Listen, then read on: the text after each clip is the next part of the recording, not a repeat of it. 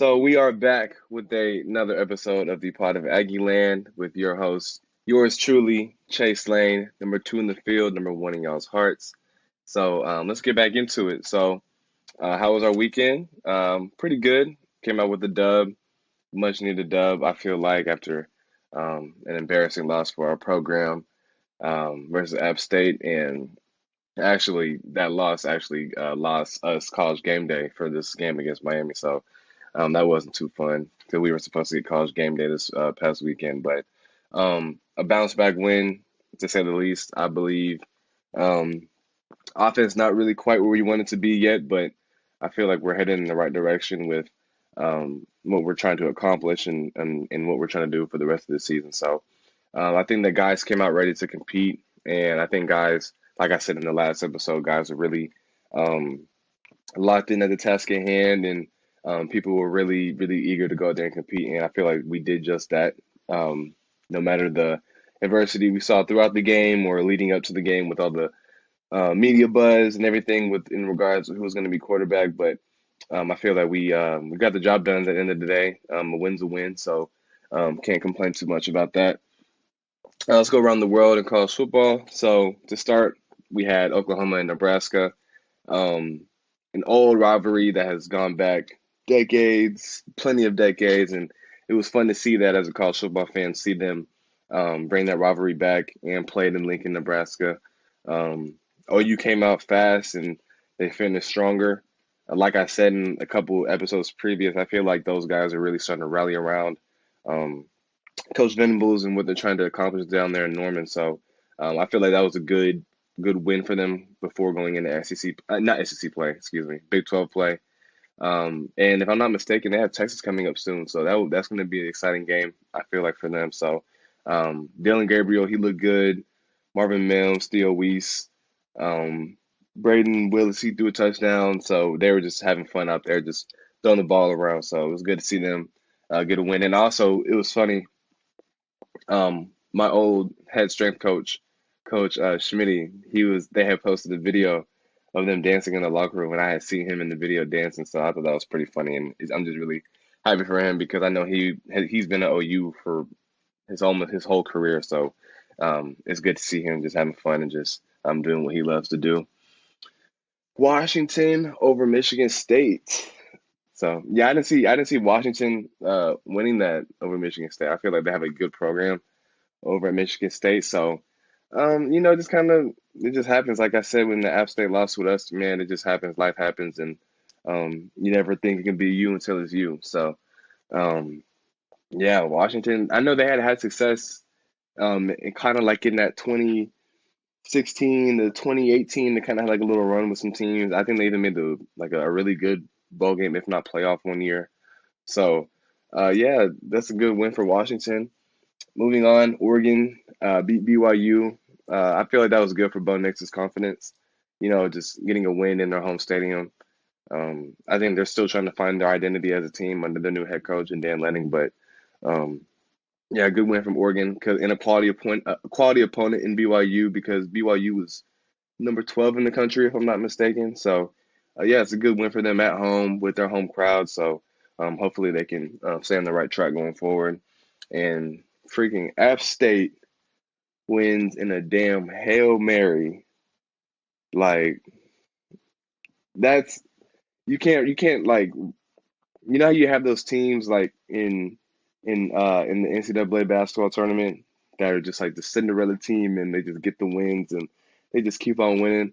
Like right now, like App State is giving me like St. Mary's vibes. St. Vincent, St. Mary's, whatever it was, but that team that they had in the last March Madness tourney. I'm just getting those vibes from them. And yeah, man, just congrats to App State, bro. I'm not gonna speak too much on App State. I'm tired of having to mention their name all the time, but congrats to App State on the crazy victory. But moving on to us, like I said earlier, we got the dub, 17-9. We were able to hold a very um, fluid and confident offense to not score a touchdown. So I think that's pretty good for our defense. Like I've always said, our defense is second to none, I believe, in the country. So it was just fun to just see how the fans just rallied around us, and even after a loss like that, selling out in this game and having the third highest attendance in a non-conference game in Kyle Field history. So it just goes to show you um, how our fans rally behind us, and no matter what the situation is, win or lose, they were camping out for tickets after the App State game for the Miami game, and they showed up, and they were definitely a factor in the win. So just a special thank you to all the fans out there who just showed us support from home, or if you were in Kyle Field, definitely helped us get the win. I believe the difference between day games and night games are extremely different. So let me just take you through it, for example. So our Fridays are extremely different. So after we do our walkthrough for like a night game, after we do our walkthrough, we'll go to team dinner as always, but then we get to go see a movie. So on Friday, we actually went and saw Top Gun, and I had already seen it, and I think it's one of the greatest movies ever made. But we went and saw Top Gun. Guys really enjoyed it. They'll have like ices and like popcorn and like all these snacks like lined up for us, and it's a pretty cool deal. We get like 3 movie theaters, and you can go whichever movie theater you want to go to. Um, and then after the movie, we load the buses, we go to the hotels, and instead of having like all those meetings that we would have on a Friday night if we had like a Saturday day game, we only have one meeting with Coach Fisher, and then our curfew is at 11 o'clock. So you'll be done with your night around 8:30. So guys can just chill, like your family members can come, just like, just say that the last good lucks before they see you tomorrow at the game. It kind of just feels like you're on like a mini vacation because we stay at such a nice hotel in the Stella Hotel. So yeah, but then we come up Saturday, you can wake up a little later. So for this game, I woke up at like around 9:30, went to breakfast, um, did our team walk at 10 a.m. and then that's when you kind of start having your meeting. So we had special teams meeting, and then we had another offensive meeting, and we were done at around like 11:30. Then we get lunch, which isn't mandatory, but I went and got me like a little rice bowl. It was fun. It was good. It was really good. And then we had chapel at 3:30, so I was able to go to get like a little downtime after lunch. Went to chapel, got a good message from our team chaplain, and then we had our chair drill and our another meeting, and then we loaded the buses to go um, to the stadium. But I, for one, I'm really a fan of the night games because it just feels like you have more time to prepare and to like get mentally and physically ready to go play a game. But I mean, I'm a fan of any game besides 11 a.m. games because it's just way too early. We have to wake up at like 6 in the morning. So if all our games could be at nighttime, that'd be amazing for me.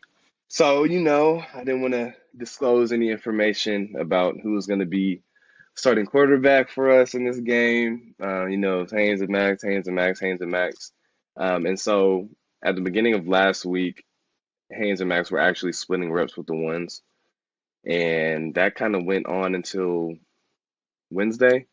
And then Wednesday, that's when we kind of saw Max starting to get like more of the reps with the ones. And then um, we kind of used like Thursday. It's like, okay, he's gonna start. So Max got the ones reps on Thursday. So we knew he was gonna be the name starter. They never like made like an announcement to us about it or anything, but we kind of knew like what the deal was and what they were gonna do. So like I said, I was gonna be confident and I was gonna trust whoever we put out there on Saturday. And I feel like Max performed very well, despite all the media attention and the negative attention in regards to Haynes and everything. So I feel like Max really carried himself like a true veteran, a true SEC veteran at that.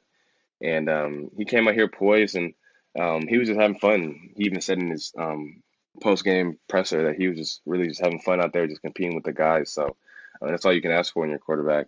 When approaching a game plan, when you have a quarterback change, it's not necessarily like a anything you have to kind of do differently, but it's more so just like a business thing because we go through camp and we go through, and Max was here in the spring too, so that helped a lot because we were able to see like a lot of Max and like a lot of Haynes. So having him in the spring and then having him during fall camp, it wasn't like anything drastic like it was last year because we kind of knew who our starting quarterback was going to be last year. We like because it was Haynes versus Zach, but we knew Haynes was going to get the job because Haynes was getting all the reps with the one. So when Zach got thrown in there against Colorado, kind of just hit everybody by surprise, and it took people that a while to adjust. But there wasn't any adjustment. I don't feel like from any of the skill guys because we had already taken so many reps with Max during camp and things like that. So nothing in by that. Ooh, yeah, and just I know it can be hard. I've never been in the position that Haynes has been in terms of like losing your spot and and things like that. So um, I don't want to have that conversation with him and act like I know where he's coming from because I don't know where he's coming from. But at the same time, I do feel like I'm a good teammate. So I offer. I mean, obviously, I've talked to Haynes about it. I'm not going to get into all the details, but just having his back, making sure he's okay on his end, and just letting him know that my end's always open to him, not only as a teammate but as a friend, because me and Haynes are actually friends off the field. So if you have social media, you were able to hear about the four players that we had suspended prior to the game. I actually didn't hear about it until the next morning, Saturday morning, when I went to breakfast, and when I went down there, people were like, "Did you hear what happened?" And I'm just like, "No, I was knocked out. Like, what's the deal?" And so, some of my teammates had told me what had happened and who had left. Um, and it's so hard because those guys are so talented. Just those four in particular are so talented. They were highly touted recruits coming out of high school, so they obviously could have helped a lot in the game. And I don't want to make any excuses for anybody because I could sit here and say, "Oh, they're freshmen, oh, they're young, they'll get it." But at the same time, there has to be, as a leader, there has to be some accountability. So um, even though I do feel for those guys, and they weren't trying to just be rebels and they're just young 18, 19 years old, just still figuring it all out, but at the same time I do respect Coach Fisher's decision in sitting them, just letting them know like, hey, like that's not going to fly here, and Coach Fisher's still trying to establish a culture here, especially with those young guys. So um, I respect what he did, but I also do feel for those guys because I know they would have loved to play in the game like that, in an atmosphere like that, in Kyle Field. So hopefully this is the only problem that they'll ever have with that, and they'll never be suspended going forward in their tenure here and playing at A&M. All right, so moving on to the game, let's start with the first half. Offense kind of got off to a slow start. First drive of the game, we had plays of 16 yards, 5 yards, 13 yards, and the drive ended in a field goal. And just coming off the sideline, we just felt like we were moving the ball. On that first drive, we felt like we were moving the ball, getting it down the field. um, I feel like if Vaughn would have caught it, he would have walked in the end zone. But it happens. He ended up scoring a touchdown for us, but he could have had two touchdowns at that. But yeah, man, I wish we had that first drive back because I felt like it would have been a really good confidence boost, not only for Max, but as a whole offense if we were able to score in that first drive. But points are points. We walked out with 3 points to get on the board first, so can't argue with that.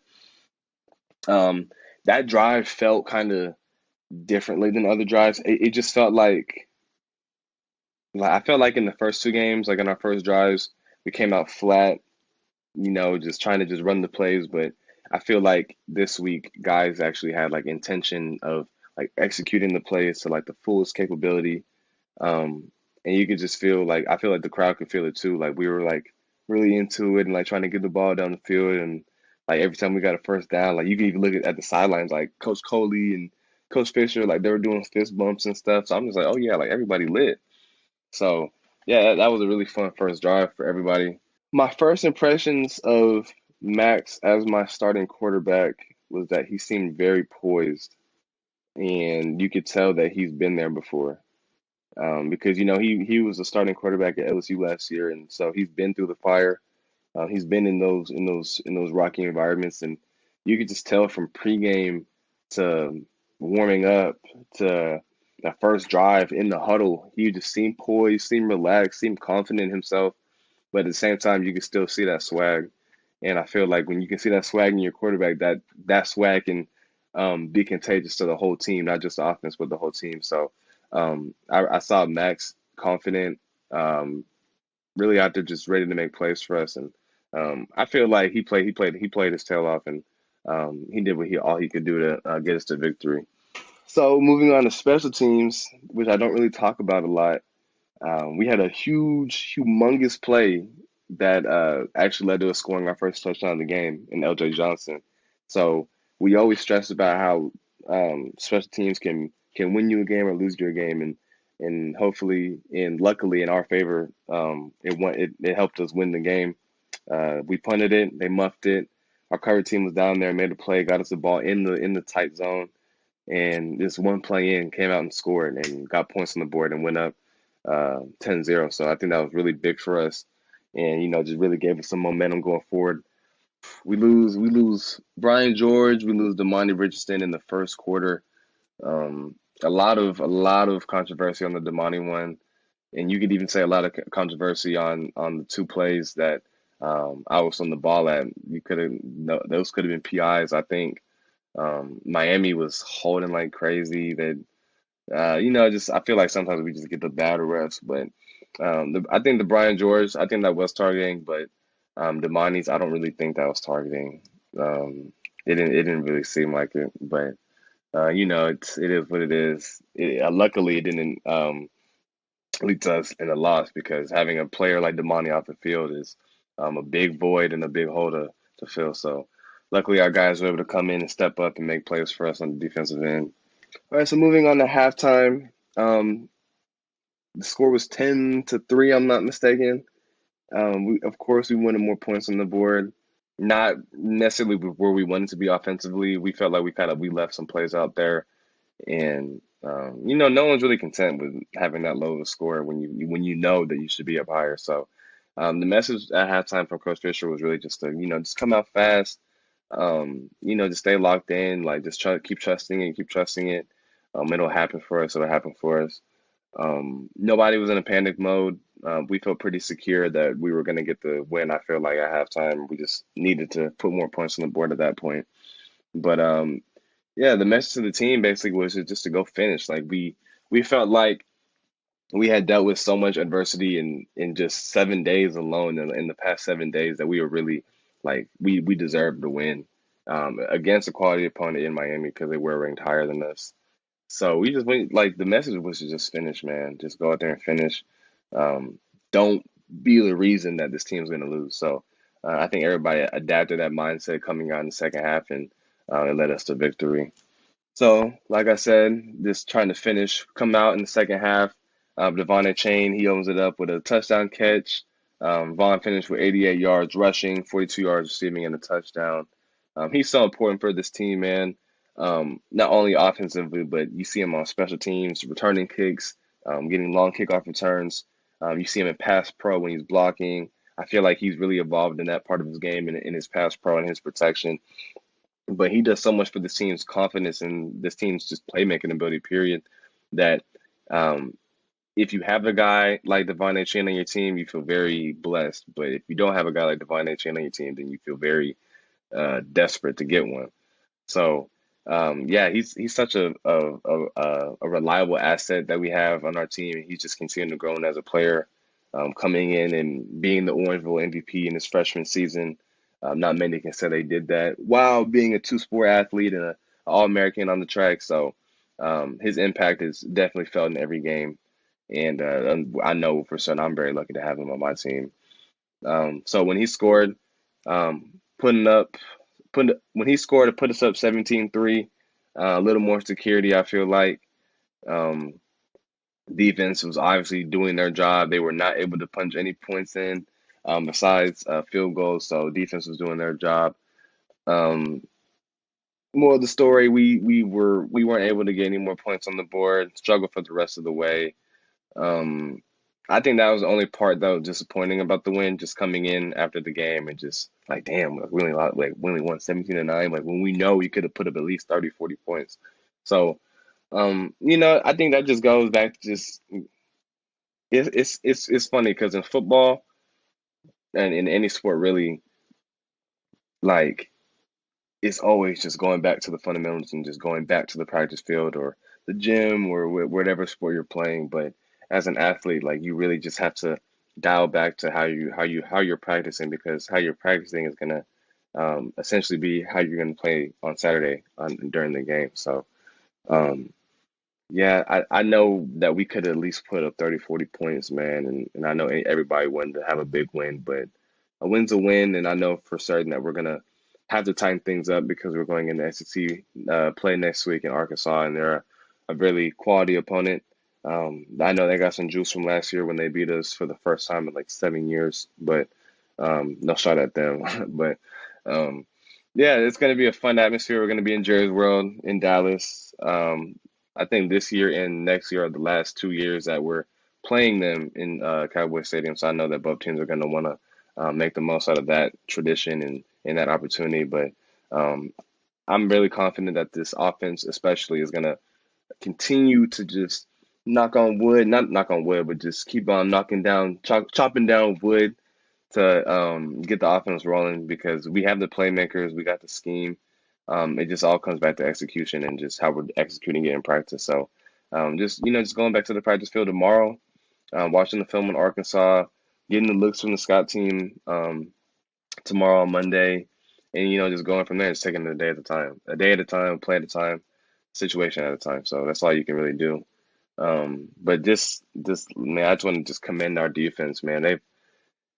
They've been doing their job in all of our games so far, I believe, holding teams to no touchdowns and only field goals. And then even if there are scoring touchdowns, only like one or two a game. So big ups to our defense. I know we're going to need them the rest of the way for sure, like I said, going into SEC play. But yeah, man, I wouldn't want to have any other defense out there. I got the most trust in them out of everybody. So really appreciative for our defense.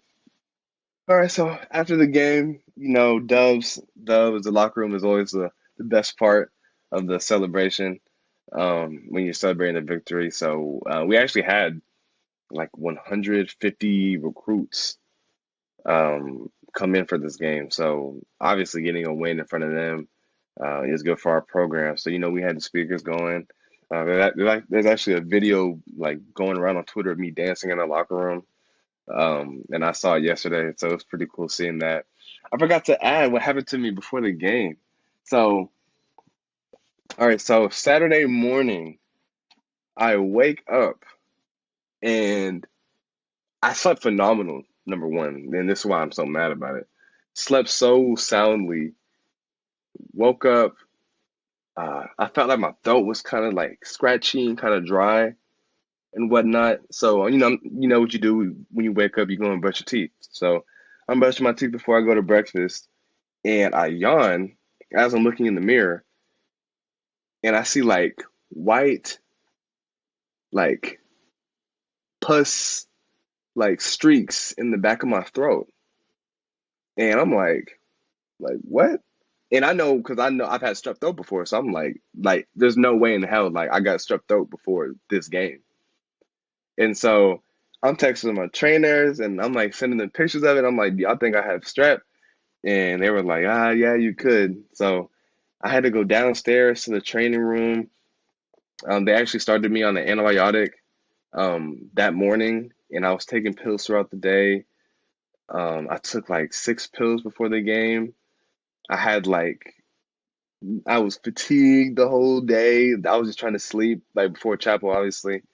But yeah, I've never had to go through that before, and that really sucked because when I was tired, like for real.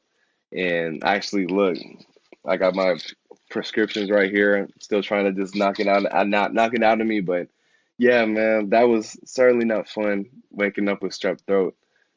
Didn't think it was gonna be anything like that, but was able to do my part in um, helping this team win. So that's all I can be happy about.